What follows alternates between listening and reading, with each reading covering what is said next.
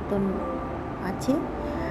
তো এখানে প্রসাদ বিতরণ হচ্ছিল, আমরা জাস্ট একটু প্রসাদ নিয়ে এখন এখান থেকে বেরিয়ে যাচ্ছি। খুব সুন্দর জায়গা, দেখার মতন